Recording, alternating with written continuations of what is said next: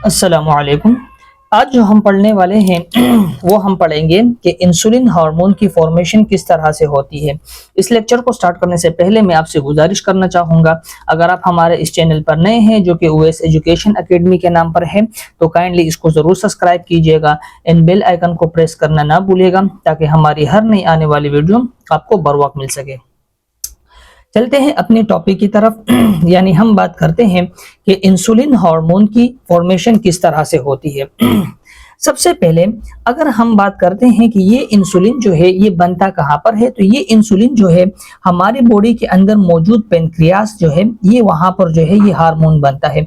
अगर हम एक पेनक्रियास के बारे में बात करते हैं तो पेनक्रियास जो है वो कुछ इस तरीके का होता है, राइट।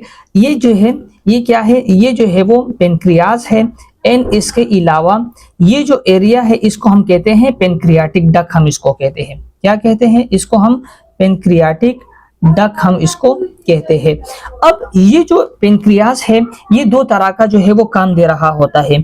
एक काम देता है एंडोक्राइन तो ग्लैंड के तौर पर और एक देता है एक्सोक्राइन ग्लैंड के तौर पर। एंडोक्राइन जो है वो हिस्सा होता है इसका जो कि हार्मोन सिक्रीट करते हैं एंड एक्सोक्राइन की अगर हम बात करते हैं तो एक्सोक्राइन वो हिस्सा होती है इसका कि जो इंजाइम वगैरह सिक्रेट करती है।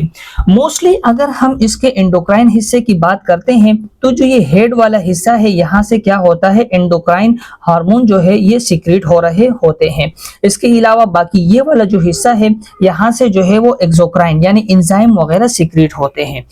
अब अगर हम इस जो पेनक्रियास है इसके एंडोक्राइन वाले हिस्से की बात करते हैं तो जहां से हार्मोन सिक्रीट होते हैं उन सेल को हम कहते हैं आइसलेट ऑफ लैंगरहैंस। हम क्या कहते हैं, आइसलेट ऑफ लैंगरहैंस सेल्स हम इसको जो है वो कहते हैं।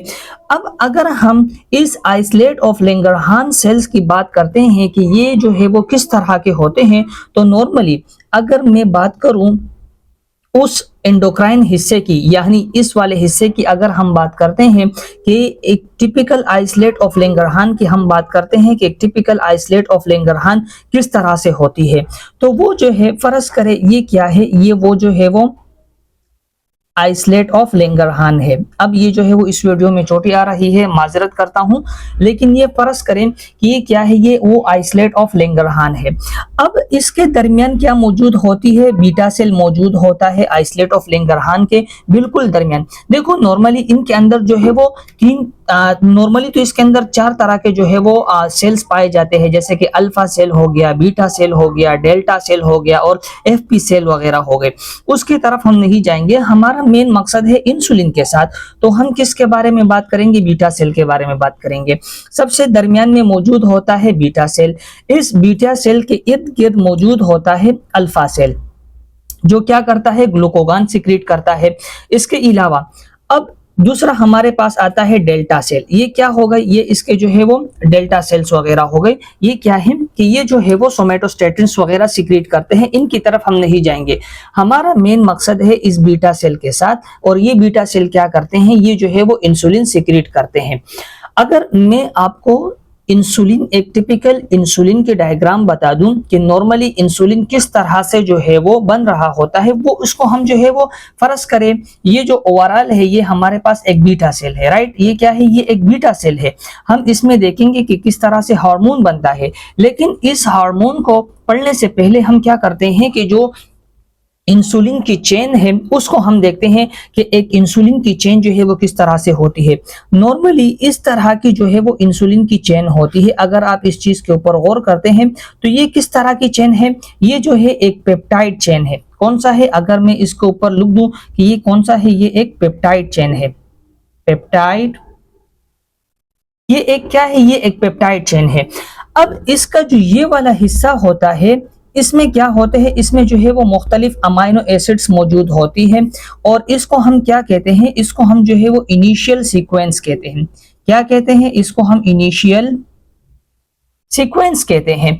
इसके बाद इसका जो ये वाला हिस्सा है इसको हम क्या कहते हैं, इसको हम कहते हैं बीटा चेन।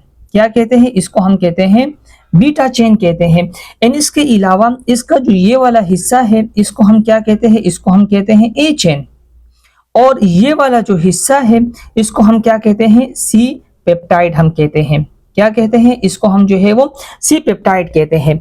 याद रहे इनके दरमियान क्या होता है, डाइसल्फाइड बॉन्ड बना होता है। क्या कहते हैं, इनके दरमियान क्या होता है, एक डाइसल्फाइड बॉन्ड बना होता है और एक डाइसल्फाइड बॉन्ड जो है वो यहाँ पर होता है। अब मैं इसको क्या करता हूँ, कलरेशन दे रहा हूँ और आपको समझाता हूँ कि किस तरह से जो है एक इंसुलिन, हम कहते हैं कि इंसुलिन की जो है वो चेन किस तरह से होती है। मैं इसको डिफरेंट कलर से बनाता हूं। यहां पर आप जो है वो आप आपने गौर करना है। और इस ओवरऑल को हम क्या कहते हैं, इस ओवरऑल को हम कहते हैं प्री प्रो इंसुलिन। इसको हम क्या कहते हैं, इसको हम कहते हैं प्री प्रो इंसुलिन। अब इसको मैं जो है वो डिफरेंट कलरेशन से बनाता हूं कि किस तरह से डिफरेंट कलरेशन से ये दिख रहा होता है। नॉर्मली हमने क्या कहा कि नॉर्मली ये वाला जो हिस्सा है इसको हमने क्या कहा था, इसको हमने कहा था कि ये क्या है, ये जो है वो इनिशियल सीक्वेंस है जो कि मुख्तलिफ अमाइनो एसिड से मिलकर बना होता है। इसके अलावा फिर ये जो रेड वाला हिस्सा है इसके बारे में हमने क्या कहा कि ये रेड वाला हिस्सा जो है ये बीटा चेन है, राइट। अब इस बीटा चेन जो मैं दूसरा बना रहा हूं, ब्लू से बना रहा हूं, ये जो हिस्सा है इसको हमने क्या कहा था कि ये जो हिस्सा है इसको हम क्या कहते हैं, इसको हम कहते हैं सी पेप्टाइड। एंड इसके अलावा जो ये दूसरा है जो मैं ब्लैक से बना रहा हूं, ये क्या है, इसको हम कहते हैं ए, इसको हम कहते हैं ए चेन। तो एक टिपिकल प्री प्रो इंसुलिन जो है वो इस तरह का होता है। बाद में एंजाइम आते हैं। हमने कहा था कि इसके दरमियान क्या होते हैं, इसके दरमियान जो है वो डाइसल्फाइड बॉन्ड मौजूद होता है इस तरह से, और एक जो है वो इंटर डाइसल्फाइड बॉन्ड होता है कुछ इस तरीके का। बाद में एंजाइम आते हैं और वो इस जो इनिशियल सीक्वेंस है इसको रिमूव कर देते हैं। जब इसको रिमूव कर देते हैं तो हमारे पास क्या बचता है, हमारे पास जो है वो प्री इंसुलिन बचता है। क्या बचता है, प्री नहीं प्रो इंसुलिन। क्या कहा कि हमारे पास जो है वो प्रो इंसुलिन बचता है। जब ये इनिशियल डाइसल्फाइड बॉन्ड, जो ये इनिशियल सीक्वेंस जब ये रिमूव हो जाती है तो हमारे पास क्या बचता है, हमारे पास जो है वो ए चेन बच जाता है। ए चेन के बाद हमारे पास जो है वो सी पेप्टाइड बच जाता है और इसके बाद हमारे पास जो है वो ए चेन बच जाता है। तो इस वाले हिस्सों को, इसको हम क्या कहते हैं, और प्लस यहाँ पर क्या होते हैं, डाइसल्फाइड बॉन्ड मौजूद होते हैं इस तरीके का। इसको हम क्या कहते हैं, इसको हम कहते हैं प्रो इंसुलिन। क्या कहा, इसको हम कहते हैं प्रो इंसुलिन। अब ये क्या है, प्रो इंसुलिन है क्योंकि यहाँ पर मौजूद जो इनिशियल सीक्वेंस था उसको जो है वो एक एंजाइम था जिसको हम क्या कहते हैं, पेप्टाइडेज एंजाइम, उसने क्या कर दिया, उसने जो है वो इसको रिमूव कर दिया। फिर होता क्या है कि अनदर हमारे पास एक एंजाइम आता है गोल्जी एपेरेटस के अंदर। वो क्या करता है कि वो इस सी पेप्टाइड को भी क्या कर देता है, कट लगा देता है। क्या करता है, जो सी पेप्टाइड है इसको भी कट कर देता है। जब ये इस सी पेप्टाइड को कट कर देता है तो हमारे पास इंसुलिन किस तरीके का बचता है, हमारे पास इंसुलिन जो है ये क्या कहा, हमने कहा कि बीटा चेन हो गया। एंड इसके अलावा ये हमारे पास क्या हो गया, ये हमारे पास जो है वो ए चेन हो गया। और यहाँ पर क्या हो गए, डाइसल्फाइड बॉन्ड यहाँ पर हो गए, प्लस ये हमारे पास इंटर डाइसल्फाइड बॉन्ड। और ये वाला जो एरिया है इसको हम क्या कहते हैं, इसको हम कहते हैं सी पेप्टाइड। बाद में हम इसके सिक्रीशन को हम देखेंगे कि किस तरीके से जो है वो इंसुलिन सिक्रीट होता है। हमारे जो बीटा सेल है वहां से किन किन चीजों की सिक्रीशन होती है, वहां से जो है वो इंसुलिन सिक्रीट होता है। इसके अलावा वहां से जो है वो प्रो इंसुलिन सिक्रीट होता है। अब यहाँ पर एक बात आती है कि यहाँ पर प्रो इंसुलिन क्यों सिक्रीट होगा। प्रो इंसुलिन यहाँ पर इसलिए सिक्रीट होगा क्योंकि कुछ प्रो इंसुलिन ऐसे होते हैं जो पेप्टाइडेज एंजाइम उसको कट नहीं कर पाते, तो वो क्या होते हैं कि वो भी उसके साथ सिक्रीट हो जाते हैं। तीसरी बात यह है कि इस बीटा सेल से जो है वो एक दूसरे नाम का हार्मोन है जिसको हम कहते हैं अमाइलिन। ये भी क्या है कि ये भी जो है वो यहाँ से सिक्रीट होना स्टार्ट हो जाता है। तो ये कुछ हार्मोन्स वगैरह है जो कि इंसुलिन, हमने क्या कहा, जो कि बीटा सेल से क्या होते हैं, सिक्रीट होते हैं। और ये जितने भी डायग्राम्स हैं हमने यहाँ से लेकर ये वाला हो गया। फिर हम देखो ये जो है ये हमारे पास क्या है, एक हमने एक डायग्राम की बात की कि किस तरह से होती है। ये हमारे पास क्या हो गया, पहला डायग्राम हो गया। फिर इसके बाद क्या हो गया, दूसरा डायग्राम हो गया। ये वाला क्या था, ये वाला जो है हमारे पास प्री प्रो इंसुलिन है। जब पेप्टाइडेज एंजाइम ने इनिशियल सीक्वेंस को कट कर दिया तो हमारे पास क्या बचा, प्रो इंसुलिन। फिर पेप्टाइडेज एंजाइम क्या करता है कि इस सी पेप्टाइड को भी कट कर देता है तो हमारे पास क्या बच जाता है, इंसुलिन। और ये कौन सा है, ये हमारे पास जो है वो तीसरा डायग्राम है। अब हम चलेंगे अपने नॉर्मल बीटा सेल की तरफ कि किस तरह से जो है वो इंसुलिन हार्मोन क्या है जो है वो किस तरह से बनती है, उसकी तरफ हम चलने की कोशिश करते हैं। अब आप इसको यूं समझें कि ये क्या है, ये एक हमारे पास एक बीटा सेल है। जस्ट फॉर इमेजिन पर्पस ये क्या है, एक हमारे पास बीटा सेल है। होता क्या है कि बीटा सेल में मौजूद होते हैं क्रोमोसोम्स नंबर 11 पर क्या होते हैं, जो क्रोमोसोम्स नंबर 11 की जो छोटी हिस्सी होती है ये वाली। और नॉर्मली कौन सा क्रोमोसोम्स होता है, क्रोमोसोम्स नंबर 11। याद रखना कौन सा, क्रोमोसोम नंबर 11 पर क्या होते हैं, जीन मौजूद होती है इस इंसुलिन की सिक्रीशन के लिए। क्या होते हैं, यहाँ पर जेनेटिक मटेरियल होता है। ये जेनेटिक मटेरियल किसके अंदर होता है, ये मौजूद होता है डीएनए के अंदर, राइट। किसके अंदर मौजूद होता है, डीएनए के अंदर मौजूद होता है। डीएनए क्या करता है कि ये एक मैसेंजर आरएनए सीक्रेट करना स्टार्ट कर देता है। फर्ज करें ये क्या है, ये वो मैसेंजर आरएनए है। अब ये क्या करेगा, जब ये मैसेंजर आरएनए सीक्रेट करेगा, अब लाजमी बात है कि मैसेंजर आरएनए जब डीएनए मैसेंजर आरएनए सीक्रेट करेगा तो लाजमी बात है कि अमाइनो एसिड की प्रोडक्शन होगी। जब ये मैसेंजर आरएनए सीक्रेट करेगा तो यहाँ पर किस तरह का प्रोसेस होगा, यहाँ पर अब ट्रांसलेशन होगा। इस प्रोसेस को आपने याद रखना है, क्या होगा यहाँ पर अब जो है वो ट्रांसलेशन, क्या होगा यहाँ पर अब ट्रांसलेशन होगा। ये जो मैसेंजर आरएनए है ये जाएगा कहां पर, ये जाएगा राइबोसोम्स के पास। ये क्या है, ये हमारे पास है राइबोसोम्स।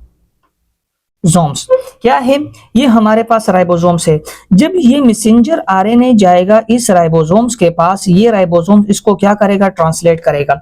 जब ये इसको ट्रांसलेट करेगा तो यहाँ पर क्या बनेगा, इनिशियल सीक्वेंस बनना स्टार्ट होगा। आपको मालूम होगा हमने जो है वो इंसुलिन के अंदर बात की थी कि ये जो वाला ये जो हिस्सा है इसको हम क्या कहते हैं, इसको हम कहते हैं इनिशियल सीक्वेंस।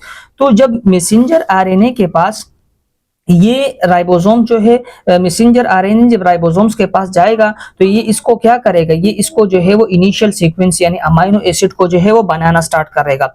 ये राइबोसोम्स के साथ ये मैसेंजर आरएनए क्या होता है, अटैच होता है। ये देन जाते हैं किसके पास, एंडोप्लाज्मिक रेटिक्यूलम के पास जाते हैं। ये जो हिस्सा है इसको हम क्या कहते हैं, एंडोप्लाज्मिक रेटिक्यूलम। ये क्या है, एंडोप्लाज्मिक रेटिक्यूलम है। जब ये इस एंडोप्लाज्मिक रेटिक्यूलम के पास जाएंगे तो ये इस एंडोप्लाज्मिक रेटिक्यूलम के पास क्या हो जाएंगे, मुख्तलिफ एरिया पर जो है वो इस तरह से अटैच होना स्टार्ट हो जाएंगे। और याद रहे ये जो क्या कहते हैं कि जो इनिशियल सीक्वेंस है ये क्या है, हाइड्रोफोबिक है। अब ये जब ये हाइड्रोफोबिक है तो ये लिपिड एरिया में क्या हो जाता है, डिसॉल्व हो जाता है। तो ये जाते हैं कहां पर, ये जाते हैं messenger rough endoplasmic reticulum. Rough endoplasmic reticulum जब ये राइबोसोम्स इस मैसेंजर आरएनए को अंदर लेके जाते हैं तो ये क्या होती है कि ये अंदर जो है वो अंदर ही अंदर सीक्रेट होना क्या हो जाती है, स्टार्ट हो जाती है। इसी तरह से मुख्तलिफ मैसेंजर आरएनए आते हैं और इस रफ एंडोप्लाज्मिक रेटिक्यूलम के साथ क्या होना स्टार्ट हो जाते हैं, अटैच होना स्टार्ट हो जाते हैं। कुछ ऐसे होते हैं जो बहुत लंबी क्या करते हैं, इनिशियल सीक्वेंस जो है वो सीक्रेट करना स्टार्ट कर देते हैं। मुख्तलिफ चीजें आती है।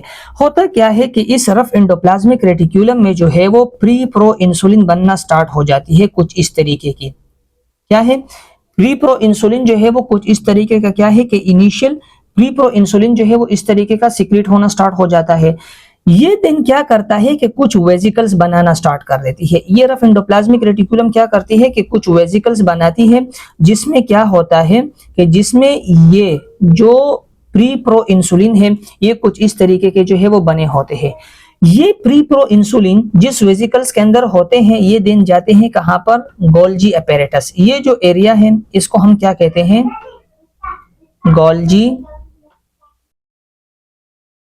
अपैरेटस। ये क्या है, ये गोल्जी अपैरेटस है। ये जब इस गोल्जी अपैरेटस में जाएंगे तो ये गोल्जी अपैरेटस क्या करते हैं कि इसको जो है वो स्टोर करना क्या करते हैं, स्टार्ट कर देते हैं। ये कुछ इस तरीके के होते हैं। प्री प्रो इंसुलिन जो है वो कुछ इस तरीके के होते हैं। ये क्या करते हैं, गोल्जी अपैरेटस इसको जो है वो स्टोर करना स्टार्ट कर देते हैं। जब ये इसको स्टोर करना स्टार्ट कर देते हैं तो देन ये गोल्जी अपैरेटस क्या करते हैं कि इसको दोबारा क्या करते हैं कि इस बीटा सेल के अंदर इसको सीक्रेट करना स्टार्ट कर देते हैं और ये कुछ इस तरीके के होते हैं। इस तरीके के वेसिकल्स क्या करते हैं, इस तरीके के वेसिकल्स जो है ये गोल्जी अपैरेटस जो है वो सीक्रेट करना स्टार्ट कर देते हैं। याद रहे इस जो प्री गोल्जी अपैरेटस जब इस प्री प्रो इंसुलिन को वेसिकल्स के फॉर्म में जो है वो सीक्रेट करेगा तो इसके साथ एक दूसरा मॉलिक्यूल होता है जिसको हम कहते हैं जिंक। क्या होता है, जिंक इसके अंदर मौजूद होता है। अगर मैं आपको एक वेसिकल्स जिसमें जिंक और इसके अलावा ये प्री प्रो इंसुलिन मौजूद है, इसके अगर मैं आपको डायग्राम बता दूं तो ये कुछ इस तरीके के होते हैं। आप इस डायग्राम के ऊपर गौर करें कि ये क्या है, कि ये कुछ इस तरीके का, ये क्या हो गया, ये वो वेसिकल्स हो गए और ये क्या हो गया, ये जो है वो जिंक हो गया। ये जो ट्रायंगल शेप का मैंने बनाया ये क्या है, ये जिंक है। और इसके साथ ये क्या अटैच है, ये इसके साथ अटैच होते हैं इंसुलिन। क्या कहा, ये इसके साथ जो है वो अटैच होते हैं इंसुलिन, कुछ इस तरीके के जो है वो अटैच होते हैं।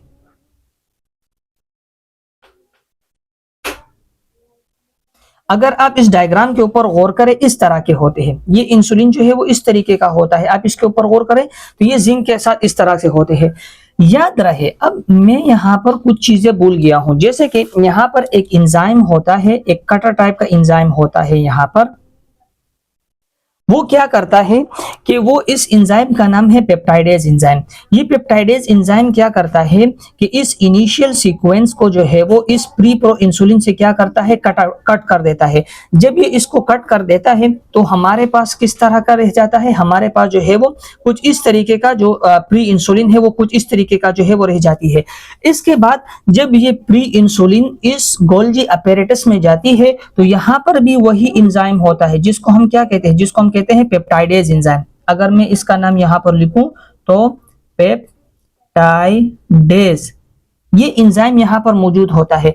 ये एंजाइम क्या करता है कि इस प्री इंसुलिन से जो है सी पेप्टाइड को क्या कर देता है, रिमूव कर देता है। ये वाला हिस्सा ये क्या कर देता है कि ये इसको जो है वो यहां से रिमूव कर देता है। जब ये इसको यहां से रिमूव कर देता है तो हमारे पास इंसुलिन जो है वो फिर इस तरीके का दिख रहा होता है।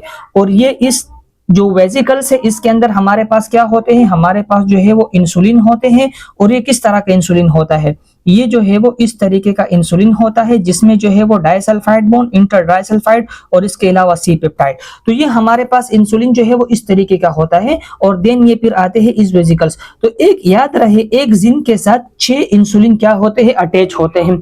तो ये क्या है, अब ये हमारे पास इंसुलिन बन गए हैं। अब इस इंसुलिन की सिक्रीशन के लिए किस चीज की जरूरत होती है, इस इंसुलिन की सिक्रीशन के लिए अब ग्लूकोज की जरूरत होती है। उसके बारे में हम भी बात करेंगे कि किस तरह से इंसुलिन जो है ये GLUT2 यानी जिसको हम कहते हैं ग्लूकोज ट्रांसपोर्टर नंबर 2 जो कि इस बीटा सेल के ऊपर मौजूद होता है कुछ इस तरीके का। और ये क्या होता है, 12 पास रिसेप्टर होता है, इस तरीके का होता है। और इसकी इनिशियल जो है वो हेड इस तरीके का होता है। ये क्या करती है, ग्लूकोज को उठाती है और सेल के अंदर क्या करती है, लेके जाती है। वो भी क्या है, वो भी एक बड़ा अलग मैकेनिज्म है कि किस तरह से ग्लूकोज आती है सेल के अंदर एंड किस तरह से जो है वो इसकी जो इंसुलिन है इसकी किस तरह से सिक्रीशन होती है। तो ये जो ओवरऑल मैकेनिज्म था ये हमारे पास किसका था, ये हमारे पास जो है वो इंसुलिन का था कि इंसुलिन जो है वो हमारी बॉडी के अंदर किस तरह से सिक्रीट होती है। तो अगर वीडियो आपको अच्छी लगी हो तो हमें फॉलो करना ना भूलिएगा। एंड अगर इस वीडियो में और इस मैकेनिज्म में अगर हमें किसी इंप्रूवमेंट की ज़रूरत है तो हमें जो है वो ज़रूर फीडबैक दीजिएगा। एंड इसके अलावा जो दूसरा मैकेनिज्म है हमारे पास जिसको हम कहेंगे कि सिक्रीशन, ये तो इंसुलिन की क्या थी, फॉर्मेशन थी कि इंसुलिन बनता किस तरह से है। फिर दूसरा हमारे पास मैकेनिज्म, क्योंकि ये हम इसलिए पढ़ रहे हैं कि आगे जो हमारा यूनिट है वो है डायबिटीज़ का। तो हम डायबिटीज़ के बारे में पढ़ेंगे। सबसे पहले हमें यह मालूम होना चाहिए कि इंसुलिन सीक्रेट किस तरह से होती है, तब जाके फिर हम जो है वो डायबिटीज की तरफ जाएंगे। क्योंकि जब हमें नॉर्मल मैकेनिज्म का पता होगा तो हम जो है वो एबनॉर्मल की तरफ अच्छी खासी जो है वो हम जा सकते हैं। तो हमें जो है वो जरूर फीडबैक दीजिएगा। एंड अगर आपको जो है वो अगर आप चाहते हैं कि हम जो है वो सिक्रीशन के ऊपर काम करें यानी इंसुलिन की सिक्रीशन के ऊपर वीडियो बनाएं तो हमें जरूर बता दीजिएगा।